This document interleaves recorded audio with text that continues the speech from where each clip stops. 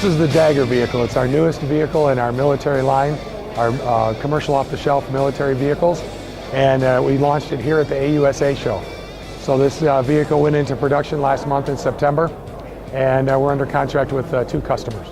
What we did was we had identified a gap in the light mobility portfolio that the military forces around the world had, and that gap was somewhere between our M-Razor and the Humvee. And then we did a concept demonstration, if you will, of our vehicle. Started talking to customers about 2 years ago, and about 9 months after that first concept, we had vehicles in testing with the U.S. military. And then now, 24 months later, we're in production and we'll be shipping our first vehicles in November, 26 months after concept. So this vehicle was designed around the triangle that we like to talk about, which is transportability, payload, and extreme off-road performance.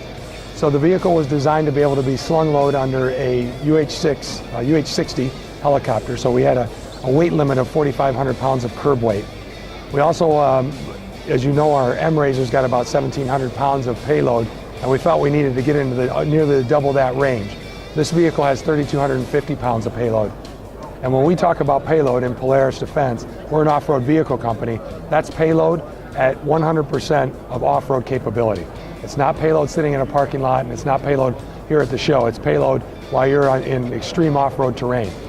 So what we felt like is if we were able to build a vehicle with that level of performance at that weight that would allow the customer to transport it with tactical air, we would have a winning combination. And this is the winning combination you see before you, the DAGOR vehicle. Okay, so with the DAGOR vehicle here, what you see is really a utility vehicle that was built to be modular.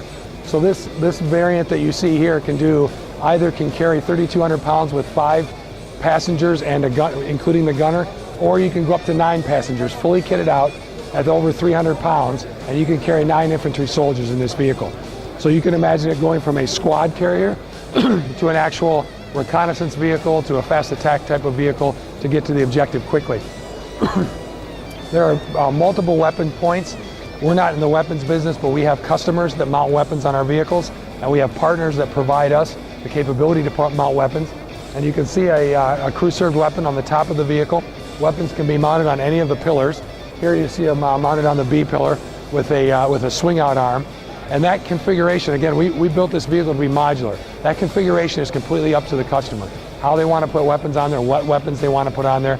This vehicle has the capability to carry heavy weapons, light weapons, and it can use all the pillars for attachment points.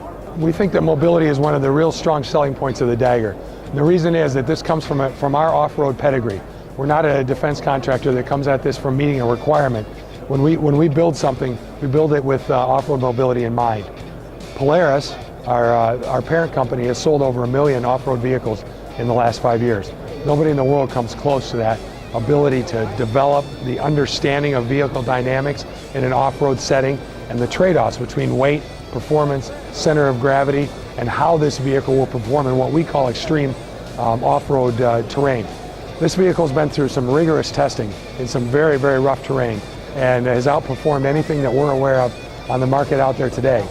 And then the beauty of that is to be able to combine all those things with a commercially off-the-shelf available powertrain and components and bring in a GSA price that's under $150,000. And it's available today out on our GSA schedule.